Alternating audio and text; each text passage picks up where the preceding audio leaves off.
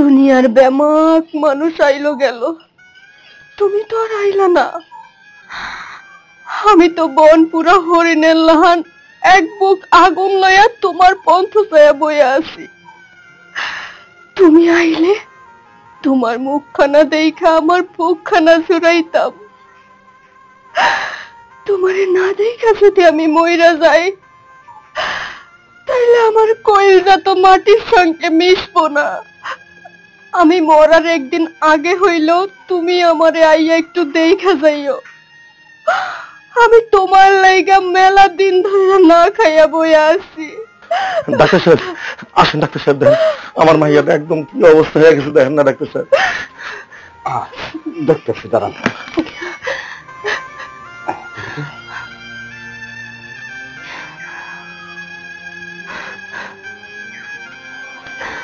হ্যাঁ দেখি আপনার চোখটা। আচ্ছা আপনি আজকে সকালে কিছু খেয়েছেন? ডাক্তার সাহেব খাই আর কি হইব কোন তো? আপনার তো খাইতে হবে, বাঁচতে হবে, না খেয়ে থাকলে তো আপনি আরো অসুস্থ হয়ে যাবেন। ডাক্তার সাহেব বাইসা আর কি হইব? যার লাইগা বাইসা আছি সে তো আর আইলো না। মারে আমি তোরে আর কত বুঝামু ক? তুই তার আশায় তোর জীবনটা বরবাদ করে দিস না। এখন তোর কিছু হয়ে গেলে আমি কি নিয়ে বাঁচবো রে মা? আচ্ছা আপনার মেয়ে কি হয়েছে আমার একটু বলেন তো। ডাক্তার সাহেব আমার মা মরা মাইয়াটা এক বড় লোক পুনার লগে সম্পর্ক করছিল, সম্পর্ক করে আর বিয়েও করছিল। বিয়ার 3 মাস পর জামাই বাবাজি বিদেশে চলে গেল। বিদেশ যাওয়ার পরে ওদের কথাবার্তা ভালোই চলতেছিল, কিন্তু হঠাৎ একদিন ফোনে কি নিয়ে যেন ঝগড়া হয়। তারপর আমার মাইয়াটা আমাকে বাড়িতে চলে আসে। তার 6 মাস পর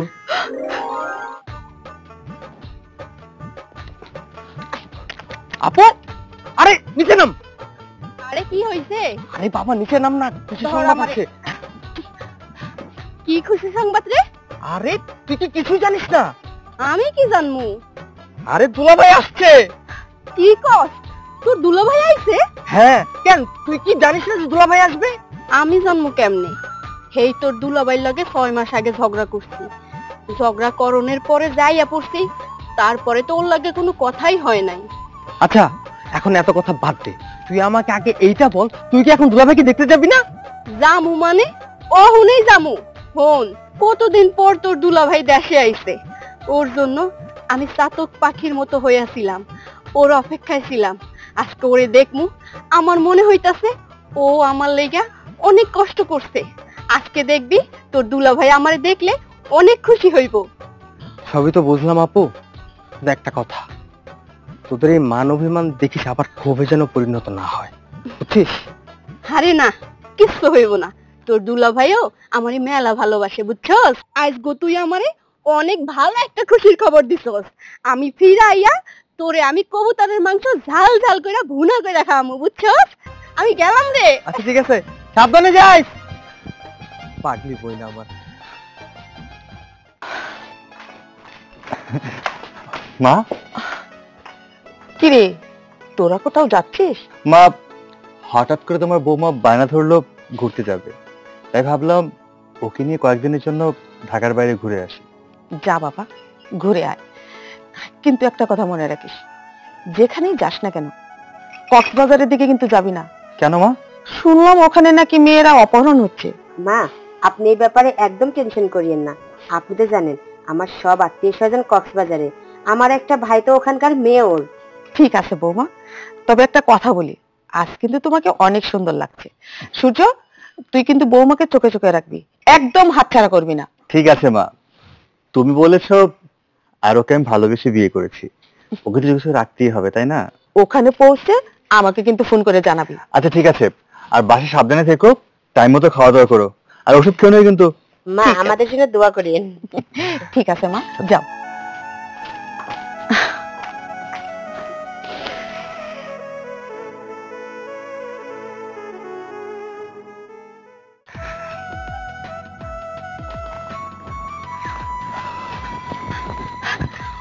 অরণ্যপ, তুমি আইছো? কই তুমি তো আমার একটা খবর দিলা না? ও তুমি চলে আসছো? আমিও তোমার খবর দেওয়ার জন্য যাচ্ছিলাম, বিশেষ করে তোমার কাছে যাচ্ছিলাম। অরণ্যপ, তুমি আইছো? কই তুমি তো আমার একটা খবরও দিলা না। খবর দেওয়ার জন্য তো তোমার কাছে যাচ্ছিলাম, কিন্তু তার আগেই তো তুমি আমার কাছে চলে আসছো। সত্যি তুমি আমার কাছে যাইতেছিলা? আমার বিশ্বাস ছিল যে তুমি আমার কাছে যাবা, কারণ যতই আমাগো মধ্যে মান অভিমান থাকুক না কেন, তুমি তো আমারে ভালোবাসো নাকি? শোনো, আমি তোমারে প্রমিস করলাম আজকের পর থেকে আমি তোমার সঙ্গে আর কোনো ঝগড়া করব না। সামান্য একটু মান অভিমানের জন্য আমাগো মধ্যে কতটা দূরত্ব সৃষ্টি হয়ে গেছে তুমিই কো। কিসের দূরত্ব? আজকের পর থেকে তো তোমার সাথে আমার কোনো যোগাযোগই থাকবে না। তুমি তোমার স্বাধীন মতো চলতে পারবে। তোমার জন্য ডিভোর্স লেটার রেডি করে নিয়ে আসছি, তুমি চাইলে সই করে দিতে পারো, আর তুমি সই না করলেও 3 মাসের মধ্যে ডিভোর্স হয়ে যাবে।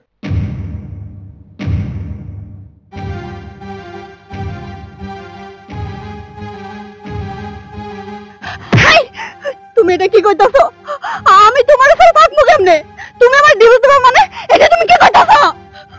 এতদিন যেভাবে ছিলে সেভাবেই থাকবে, ভালোই তো ছিলে, আর তার জন্যই তো আমি আরেকটা বিয়ে করেছি। না, আমি ভালো নাই।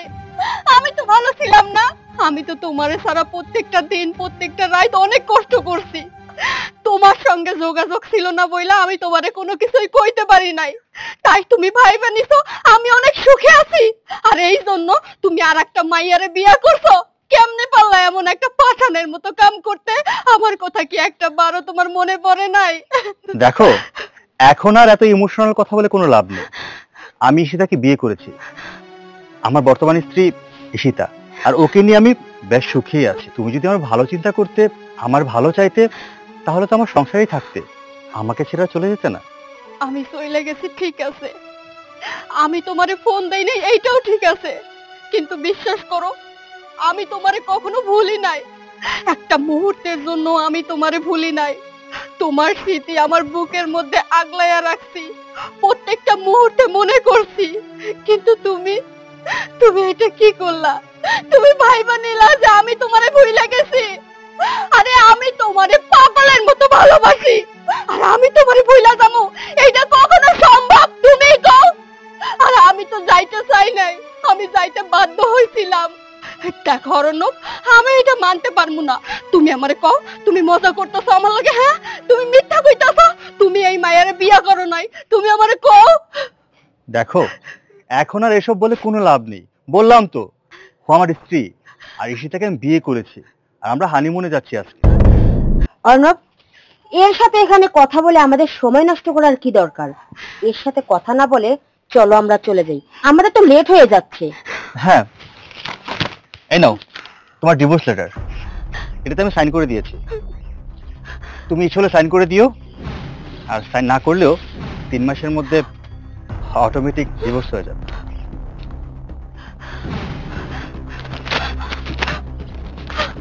আমার কোনো ডিভোর্স পেপার লাগবে না।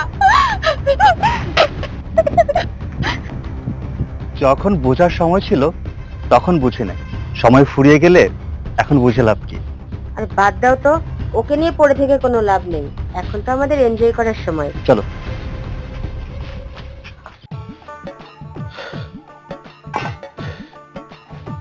মাইয়াটা সকালবেলা জামাই বাড়ি গেল, অহনা ওনার খবর নাই। না, একাই খাইতে হইব। কিরে মা, তোর কি হয়েছে?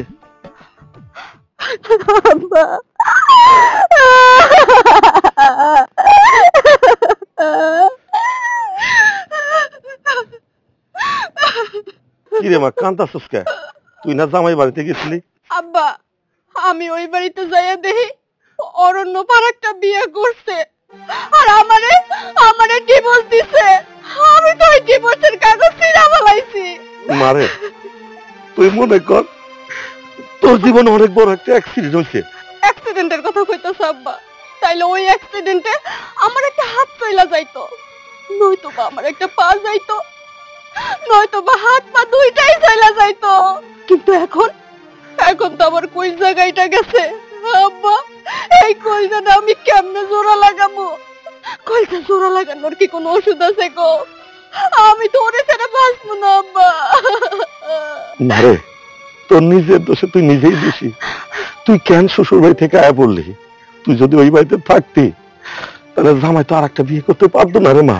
আব্বা, আমার যে চোখ দিয়ে এই সুন্দর পৃথিবী দেখার কথা, আমি তো ওই চোখ দিয়ে আমার অরণ্যপুরে দেখতে চাই। কিন্তু ও এটা কি করলো আব্বা? আব্বা, আমি আমি আমার এই চোখ রাখবো না আব্বা, আমার এই চোখ নষ্ট কইরা দিমু। আমার অরণ্যপুরে অন্য মেয়ের পাশে আমি দেখতে পারবো না আব্বা, আমার চোখ দুইটা আমি নষ্ট কইরা দিমু। না রে মা, তুই এক কাম কর, আমার লগে একটু ভালো মতো কথা ক, সব ঠিক হয়ে যাবো।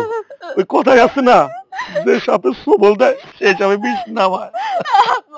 আমার খুব কষ্ট হইতেছে আব্বা।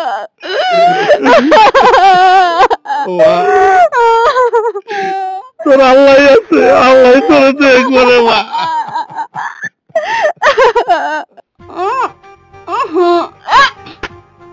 কি করতেছ এইসব? লিপস্টিক তো এলোমেলো হয়ে যাইতাছে। তোমার লিপস্টিক তো এমনিতে এলোমেলো হবে, তোমার লিপস্টিক তো এমনিতে এলোমেলো হবে। তার মানে কি কইতেছ? আমি কি সবসময় লিপস্টিক এলোমেলো করে পরি? তা না, তোমার লিপস্টিক তো আমি কিস করে এলোমেলো করে দেই, আর এখন কিস করে সব লিপস্টিক আমি খেয়ে ফেলবো। তুমি না দিন দিন একবারে নির্লজ্জ হইয়া যাইতাছ। বাড়ি ভরা মানুষ, আর সেইখানে তুমি কি করতেছ? আমার এই ঘরের মধ্যে আটকে কি রোমান্টিকতা করতেছ? এই, তোমার লজ্জা করে না? কি বললে? লজ্জা? সে তো বিয়ের আগে ছিল, এখন তো কোনো লজ্জা নেই। এখন তোমার আমি এমন অবস্থা করব, কিস করতে করতে পাগল করে দেব, কিস করে করে একদম বেহুশ করে দেব তোমাকে। আরে মাথা কি আছে? তুমি আমাকে ফাঁকি দিয়ে পালিয়েছো তাই না? রাত আসো, রাতে আসো, তখন বোঝাবো।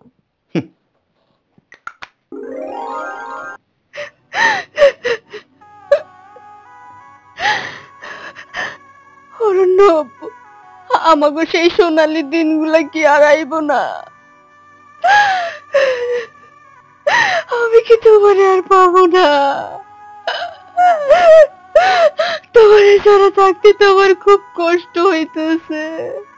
আচ্ছা, তুমি আমার সঙ্গে যা যা করছো, তোমার নতুন বউয়ের সঙ্গে কি তাই তাই করতেছো? তোমারে ছাড়া থাকতে আমার খুব কষ্ট হইতেছে অরণ্য। আমি কেন পারতেছি না তোমারে ছাড়া থাকতে? আমি আমি যাবো, আমি তোমারে দেখতে যাবো, আমি আমার নিজের চোখে দেখতে চাই তুমি তোমার বউয়ের লাগে কতটা সুখে আছো। আমি দেখবো তুমি তোমার নতুন বউ নিয়ে কতটা সুখে আছো। আমি দেখবো, আমার নিজের চোখে দেখবো।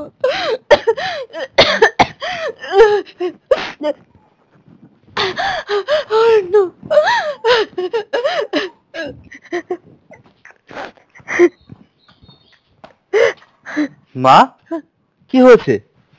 তুমি এখানে বসে বসে কান্না করছো, আর তোমার এই অবস্থা কেন? এই অবস্থা থাকবে না তো কি থাকবে? হ্যাঁ, আর কান্না করবোই না কেন? তোর বউ আমাকে মেরে ধরে টাকা পয়সা গহনাগাটি সব নিয়ে পালিয়েছে। কি বলছো মা? আর কেন সে এমন করলো? তোর বউ, তুই যখন বাড়িতে থাকিস না, ও একটা ছেলেকে বাড়িতে নিয়ে আসে, তোর বেডরুমে ঢুকে যা না তা করে বেড়ায়। মা, এসব আমি কি শুনছি? তুমি তাকে কোনো কিছু মানা করোনি?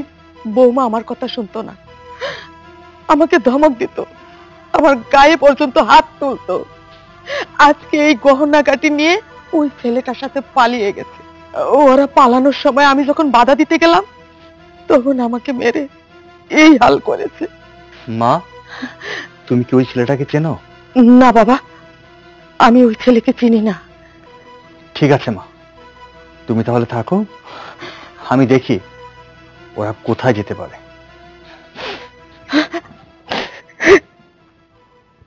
বাজান, তুমি যে প্রস্তাবের কথা কইলা, পোলা যদি ভালো হয় তাই তো আলহামদুলিল্লাহ, কিন্তু বাজান একটা চিন্তায় আছি, আমার মায়াটা যদি রাজি না হয় তখন কি করব কও?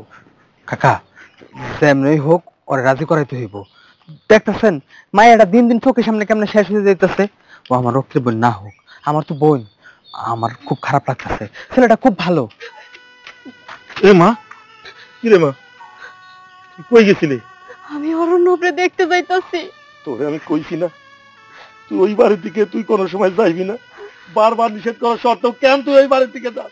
ও তো বিয়া করছে আর সংসার করতেছে, তুই কেন যাবি ওই বাড়িতে? হ চাচা ঠিক কথাই কইতাছে। এই তুই ওই পড়া মাঝখানে কি পাইছিস কত? তুই দেখছস তোর কি অবস্থা হয়েছে? তুই নিজের দিন দিন কিভাবে শেষ করতাছস? এই আমরা কি মরে গেছি রে? হ্যাঁ, আমি তোর ভাই, আমি বাইসা আছি, আর তোর বাপ এখনো বাইসা আছে। আমরা বাইসা থাকাকালীন তুই এইভাবে শেষ হবি সেটা আমরা দেখতে পারতাছি না। শোন, তোর জন্য ভালো একটা প্রস্তাব নিয়েছি, পোলাটা খুব ভালো, আর তুই ওরে বিয়ে করলে অনেক সুখে থাকবি। পোলাটা ভালো চাকরি বাকরি করে। চাচা তুমি কি কও? না ভাই, আমি বিয়ে করতে পারবো না। আমি অরণ্যকে ভালোবাসি, অনেক ভালোবাসি। ওরে রাইখে আমি আর একটা পোলার সংসার কেমনে করবো কও তো? ও বেঈমান হইতে পারে, ও আমার সঙ্গে বেঈমানি করতে পারে, কিন্তু আমি পারবো না। দরকার হয় সারা জীবন ওর স্মৃতি নিয়ে আমি কাটাইয়া দিমু, কিন্তু আমি অন্য পোলারে বিয়ে করতে পারবো না। তোমরা দয়া কইরা আমারে অন্য পোলারে বিয়ে করতে কইও না। এই এই কিসের ভালোবাসা? হ্যাঁ, কিসের ভালোবাসা? তুই যার জন্য এত কান্তাছস সে কি তোর জন্য একটা বারো কান্তাছে? হ্যাঁ, সে আরেকটা বিয়ে করে তার বউরে নিয়ে খুব সুখের দিন পার করতেছে, কিন্তু তুই তুই তো নিজেরে কিভাবে শেষ করতেছস? শোন বোন, পোলাটা অনেক ভালো, তুই আমাকে প্রস্তাবে রাজি হয়ে যা। মারে, আমি তোর জোরাত করতেছি, তুই ওই বাড়ি থেকে যাস না রে মা। না বা, তুমি আমার এই অনুরোধ করো না। আমার মনটা ছটফট করতেছে অরণ্য উপরে দেখার লাইগা। আমি যাবো, আমি খালি একটু দেখবো, দেখে আইসা পড়বো। বিশ্বাস করো, আর যাবো না। এই শেষবারের মতো আমি একটু ওরে দেখতে চাই, আমার দুই চোখ ভইরা। আব্বা, আমি যাই আব্বা, আমি যাই। আরে উর্মি, দেখছো বাজান, আমার মাইয়াটার ভালোবাসার মানুষের লেগে পাগল হয়ে গেছে। আল্লাহ,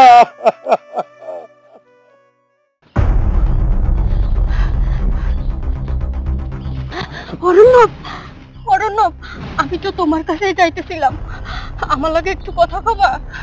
দেখো, আমি এখন অনেক ঝামেলার মধ্যে আছি, আমার হাতে একদম সময় নেই, আমাকে বিরক্ত করো না। কইতেছিলাম কি, তোমার বউরে তো মেলা সময় দাও, আমার একটু সময় দাও না। আমি তোমার কাছ থেকে বেশি সময় নিমু না, দুই একটা কথা কইয়াই তোমারে সাইরা দিমু। আরে কি করে বোঝাবো তোমাকে? বললাম খুব ঝামেলা আছে, আমার হাতে সময় নেই। তোমার কথা বলতে ইচ্ছা করছে তো তোমার কথা তুমি নিজের সাথে বলো, আমার সময় নেই। একটু কথা কইয়া যাও অরণ্যব।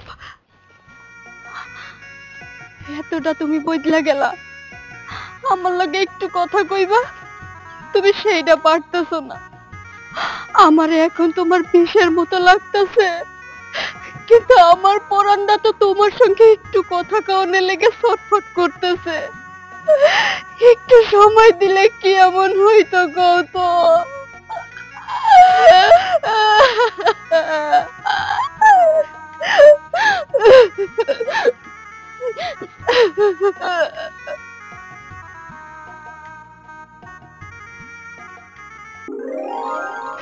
বুঝতে পারছি আপনার মেয়ে খুব মানসিক টেনশনে আছে, তবে আমি কিছু মেডিসিন লিখে দিচ্ছি, এটা ঠিক মতো খাওয়াইন। হ্যাঁ, আর কোন মানসিক জন বেশি টেনশন না করে, তাহলে আরো বড় ধরনের সমস্যা হইতে পারে। আর আপনি আমার চেম্বারে দেখা করেন। আচ্ছা ঠিক আছে ডাক্তার সাহেব, তাহলে আমি আসি। হ্যাঁ আচ্ছা।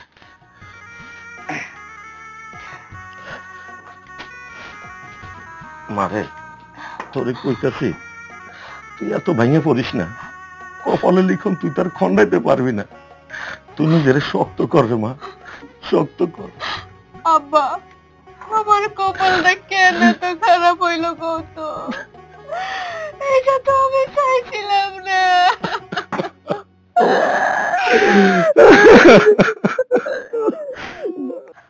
সুতো, বাবা, ওদের কোনো খোঁজ পেলি?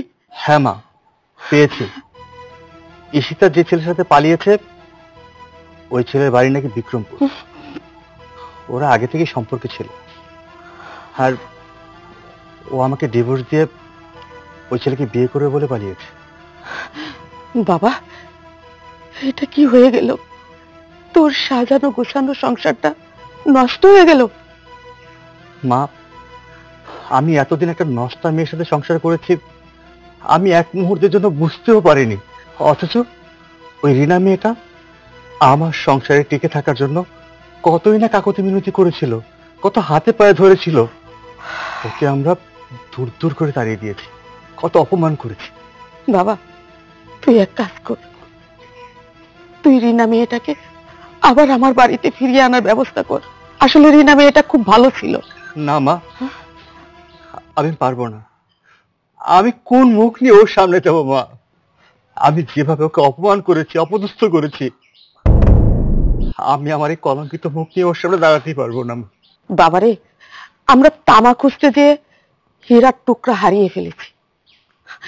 আসলে ও খুব ভালো ছিল, ওকে এই বাড়িতে ফিরিয়ে আনার ব্যবস্থা কর। এটা হলো তোর মায়ের আদেশ। আচ্ছা ঠিক আছে মা, আমি যাচ্ছি। তোমার আদেশ পালন করার জন্য প্রয়োজনে আমি ওর হাতে পায়ে ধরে অনুরোধ করে হলো এ বাড়িতে নিয়ে আসবো।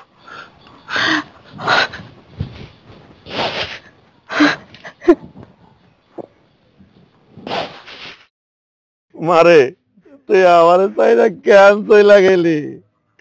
আমারে বাজান কইয়া কেনা না করে মা। আল্লাহ, তুমি আমার ভাইয়াটারে কেন দিয়া গেলা?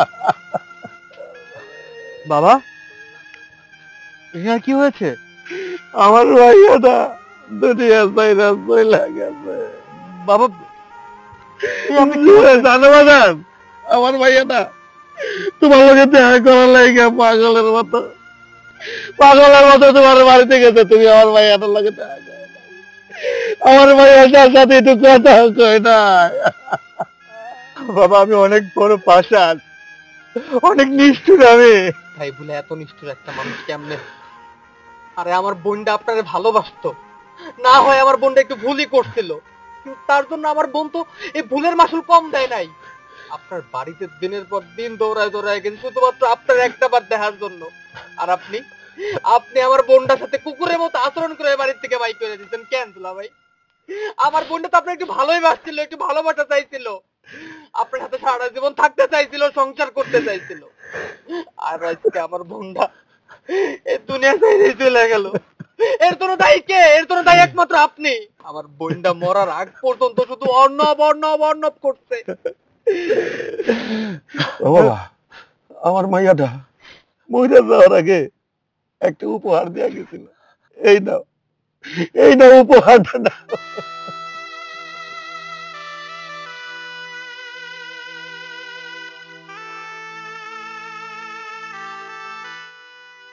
প্রিয় আমার শখের পুরুষ, তোমার আশায় থাকতে থাকতে আমার জীবনের প্রদীপ নিব্বা যাওয়ার সময় হইয়া আইল, তবুও তোমার দেখা পাইলাম না।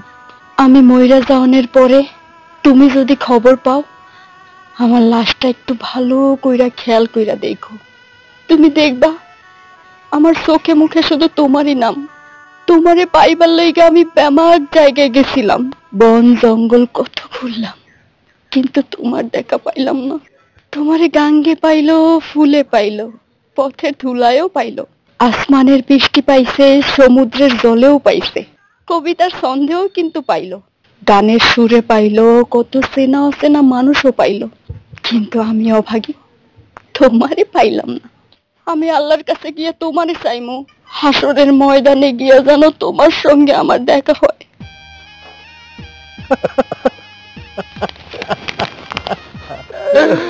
রিনা, তুমি এটা কি করলা? রিনা, তুমি আমার ছেড়ে চলে গেলা। রিনা।